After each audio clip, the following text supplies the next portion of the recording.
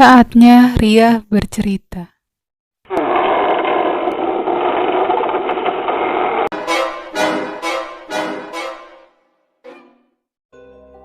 Abel menatap kubus-kubus putih dan kuning di meja beralaskan plastik putih ini.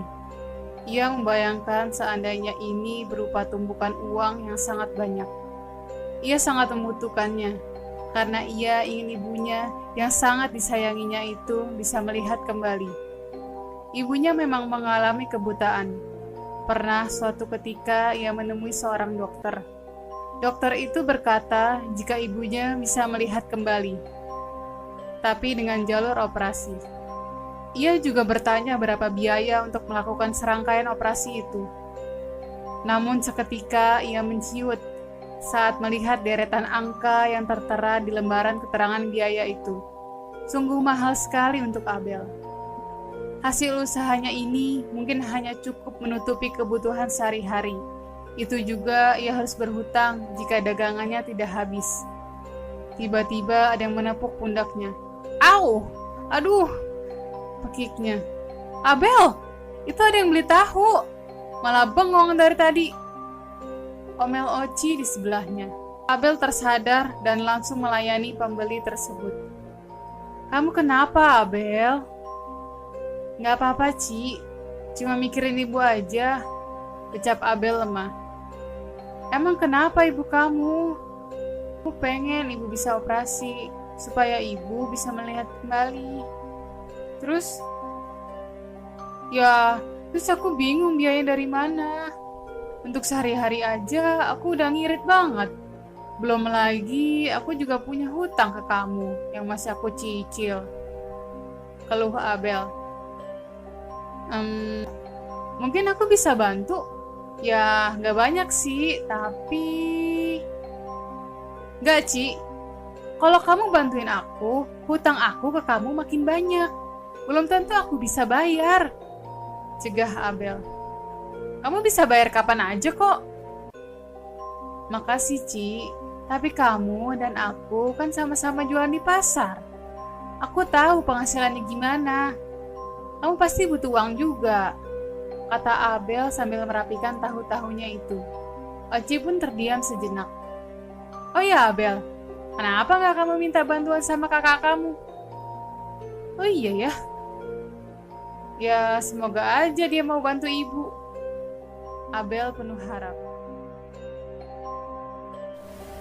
Di sofa hitam nan empuk ini, Abel duduk sambil menunggu seseorang yang dikenalnya. Ditemani segelas air yang tersedia di meja. Tak lama kemudian orang dimaksud pun datang. Kamu ngapain kesini? Tanya Johan pada adik perempuannya ini. Aku kesini mau... Jangan bilang kamu mau minta uang. Aku nggak ada. Ujar Johan kasar. Kak, aku pengen banget ibu bisa lihat lagi. Aku pengen ibu bisa operasi mata. Kata Abel memohon. Operasi? Udahlah, nggak usah ada operasi-operasian. Lagian ibu juga udah tua, palingan juga umurnya bentar lagi. Tapi kak, ini ibu kita. Emangnya kakak gak senang kalau ibu bisa ngeliat lagi? Abel pun memohon. Mendingan kamu pulang deh, usir Johan. Kak, aku mohon. Atau setidaknya kakak temui ibu. Ibu juga kangen sama kakak, ucap Abel memelas. Lain kali aja, kamu pulang sekarang. Sesampainya di rumah, Abel duduk termenung memandang ibunya yang sedang berbaring di tempat tidur. Ia masih berpikir dengan cara apa ia dapat mengobati mata ibunya. Abel, Abel. Panggil ibunya tapi Abel tak menyahut. Beliau pun memanggil sekali lagi. Abel. Iya bu. Abel pun tersadar. Kamu mikirin apa? Soal mata ibu ya? Dengar ya Abel, ibu tahu kamu masih mikirin soal itu. Tapi asal kamu tahu, ibu udah ikhlas dengan kondisi mata ibu. Ibu terima. Gak apa-apa ibu gak bisa ngeliat. Asalkan kamu selalu di samping ibu. Abel pun langsung memeluk ibunya dalam tangisan kecilnya. Hari ini, pagi-pagi Abel dan ibunya pergi menuju klinik. Beberapa hari ini memang sedang musim hujan. Jadi terkadang ibunya sering batuk dan pilek. Maka dari itu, Abel membawa ibunya untuk periksa ke dokter. Mereka baru menyadari di samping klinik kini ada rumah makan yang baru buka. Di rumah makan yang bertuliskan sup daging buria ini, mereka mencium aroma lezat sup daging yang baru matang. Abel, wanginya enak banget ya. Ibunya berhenti sejenak. Iya bu, enak. Udah yuk bu, kita ke klinik, nanti antriannya panjang, ajak Abel. Duh, ibu pengen deh makan sup daging, kata ibunya penuh harap. Nanti ya bu, gak sekarang. Uang Abel cuma cukup untuk periksa ke dokter dan beli obat ibu, kata Abel. Ibunya hanya menunduk dalam diam. Sesampainya di rumah, ibunya terus saja berceloteh tentang keinginannya untuk makan sup daging. Abel hanya bisa menghela nafas dan mencoba mengalihkan pembicaraan ke hal yang lain, jika ibunya masih membicarakan hal itu. Sabtu ini, Abel hendak pergi keluar rumah untuk membeli obat ibunya yang sudah hampir habis. Tiba-tiba ibunya dengan tergopoh-gopoh menghampirinya. Abel, ibu boleh ikut ya? Loh, kenapa? Hari ini ibu gak ada pemeriksaan kesehatan. Lagian, aku cuma pergi ke apotik, jelas Abel. Tapi kan apoteknya dekat klinik, ya kan? Tanya ibunya. Abel menepok jidatnya. Pasti ini karena rumah makan itu. Apoteknya memang dekat klinik. Itu berarti akan melewati rumah makan itu. Apa aku harus menyuruh rumah makan itu untuk tutup ya? Dan gak usah jualan dekat apotik, pikir Abel dalam hati. Di sisi lain, di meja makan besar ini berkumpullah beberapa pria yang sedang makan merayakan ulang tahun salah satu temannya. Selamat ulang tahun ya Jo, makasih ya udah traktir kita semua. Padahal makanan di sini mahal loh, kata orang di sampingnya. Oke, sama-sama bro.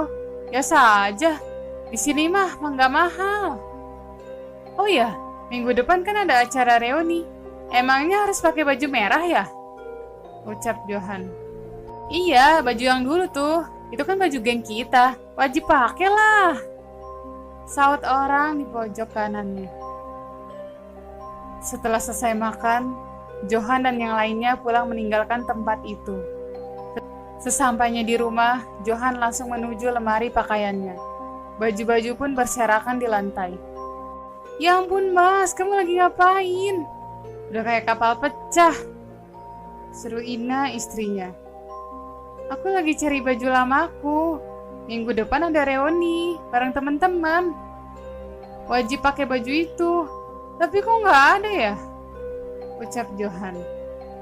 Ya mungkin tertinggal di rumah ibu kamu kali. Oh iya ya, bisa jadi ya, gumam Johan. Malam pun tiba. Di ranjang lusuh itu, Abel dengan telaten memijit kaki ibunya. Ini memang kebiasaannya sebelum ibunya hendak tidur. Abel, ibu jadi ingat sup daging itu deh. Ibu pengen deh sebelum ibu meninggal, ibu makan sup itu, ujar ibunya. Terus, ibu kok ngomong tentang meninggal? Gak boleh, serga Abel. Sabar ya bu.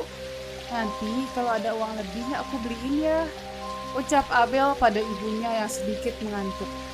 Kemudian Abel membantu merebahkan tubuh ibunya. Abel juga memberikan sesuatu pada ibunya. Apa ini Abel?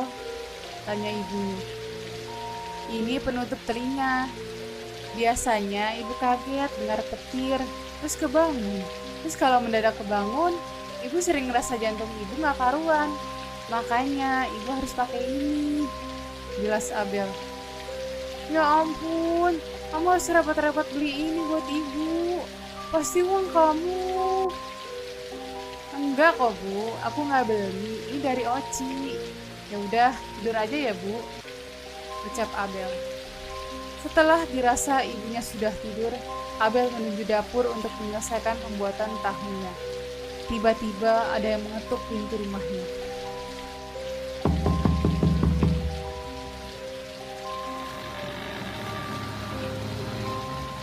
Kakak! Pagi ini, aroma lezat menyeruak memenuhi kamar yang berukuran kecil ini. Di tangannya sudah ada 2 mangkok berisikan sup. Abel, wangi banget. Ini sup daging ya? Kayaknya enak deh. Abel langsung memberikan mangkok itu kepada ibunya. Dengan lahap dihabiskannya isi dalam mangkok itu. Abel, enak banget. Ibu boleh nambah? Tapi kamu nggak makan? Enggak, nanti aja. Lagian masih banyak kok. Ibu makan aja dulu, ucap Abel sambil memberikan mangkok kedua.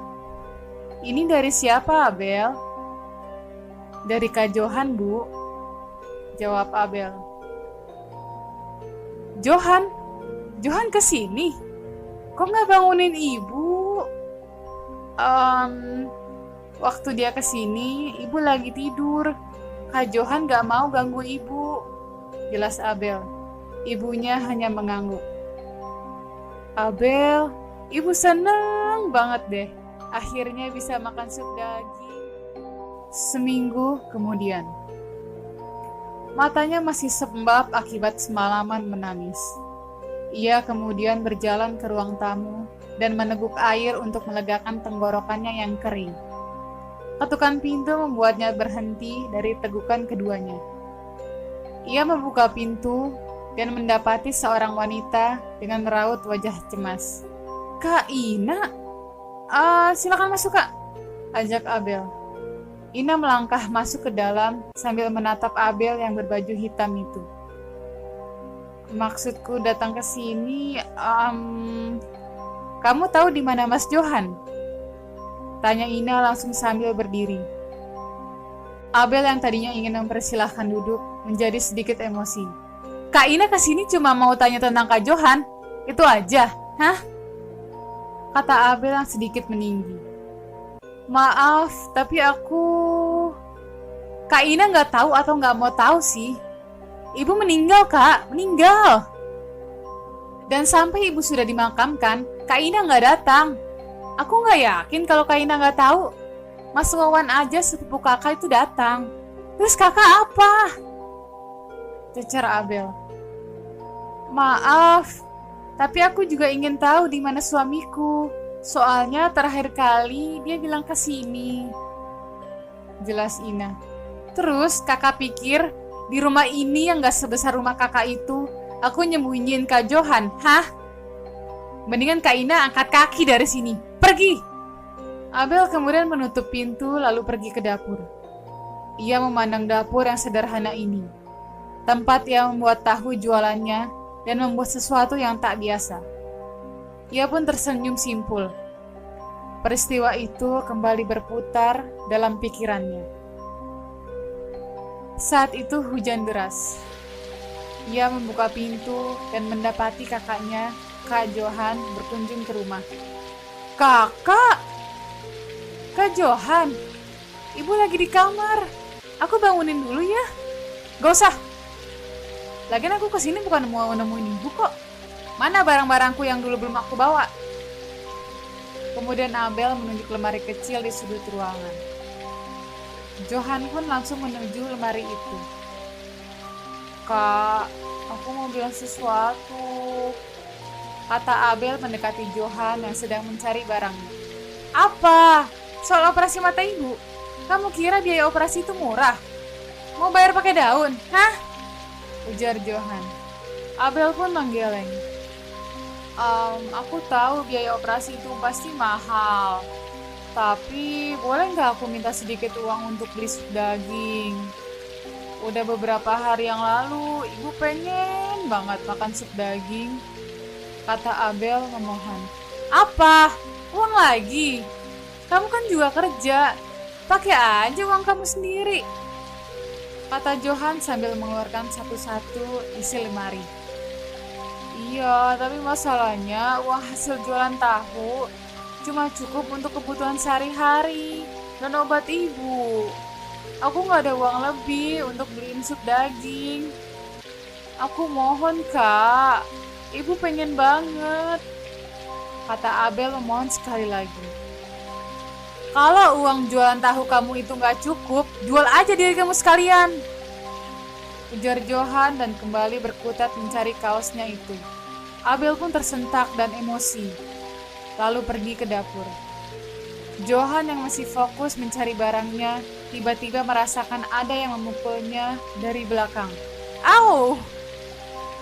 Seketika pandangannya pun gelap. Ia mengerjapkan matanya pelan. Ia mendapati dirinya terikat di lantai. Tangan dan kakinya sulit digerakkan. Abel, kamu mau ngapain, ah? Teriak Johan. Aku cuma mau memasak sesuatu yang tak biasa, jawab Abel.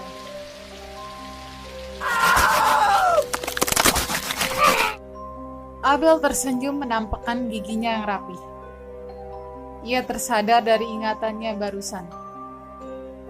Ia memandang dapurnya sekali lagi. Terima kasih ya kak, dagingmu telah membuat ibu senang. Di luar sana, Ina yang masih berdiri di depan rumah dengan pintu yang tertutup merutuki sikapnya barusan. Ia tahu ia salah. Ia juga tidak hadir ke pemakaman mertuanya. Bodohnya aku, gumam Ina. Ia tak sengaja menyenggol tumpukan ember di depan rumah. Ia pun membetulkan ember-ember tersebut. Netranya menangkap sepasang sandal yang ia sangat hafal. Sendal suaminya. Kemudian ia langsung memasuki rumah itu yang belum terkunci. Ia menuju pintu dapur yang terbuka. Dilihatnya Abel yang sedang berdiri membelakanginya. Ia pun mendekati Abel. Abel, aku lihat sandal Mas Johan di depan rumah. Apa benar Mas Johan kesini? Tanyanya langsung pada Abel. Dan Abel pun menengok padanya. Terus kenapa kalau dia kesini? Dia kan kakakku. Wajar aja dia kesini, jawab Abel. Maksudku dia itu kemana? Udah seminggu lebih aku mencarinya. Tapi ucapannya terhenti ketika matanya menangkap sesuatu di rak. Itu cincin pernikahannya. Abel, jangan kamu.